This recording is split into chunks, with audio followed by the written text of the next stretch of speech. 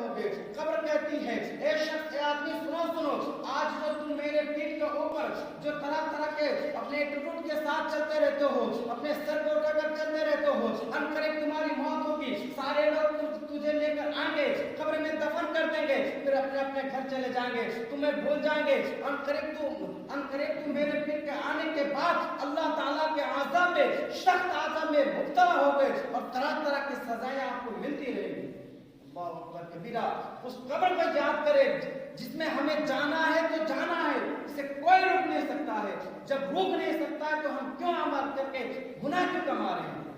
Point की बात यहाँ है, जब हमें कब्र में जाना है, कोई इंतकाल होता है, इंतकाल होने के बाद हम लोग कब्र में दफन करके आ जाते हैं, लेकिन हमें तो सोचना है कि हमें हमारी भी मौत होगी, हमें भी कब्र में जाना है, तो क्यों दुनिया के बारे में और घर बनाने के लिए, रुपया कमाने के लिए अपनी जिंदगी को बर्बाद क्यों कर रहे हैं?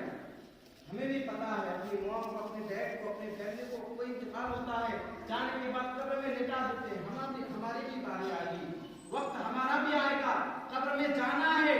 अब एक आप हजरत अब्दुल अजीज फरमाते हैं कि मुझे कब्र ने आवाज दी।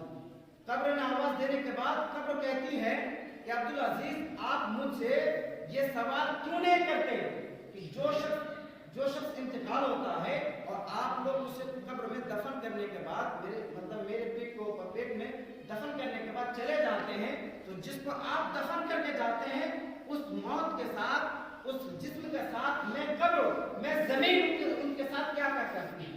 अब्दुल अजीज कहते हैं कि जरूर बताओ। कब्र कहने लगती है कि जब कोई इंतकाल होता है और उसे कफन दफन करने के बाद आप सारे लोग चले जाते हैं, तो मैं उसके कफन को फाड़ देती हूँ। कब्र कह रही है, मैं उसकी कफन को फाड़ देती हूँ और उसके जिस्म को टुकड़े टुकड़े कर देती हूँ। उसके जिस्म को टुकड़े टुकड़े कर देती हूँ और उसके जिस्म में जितने सारे गोश्त रहते हैं मैं उसके खा जाती हूँ। कब्र कह रही है।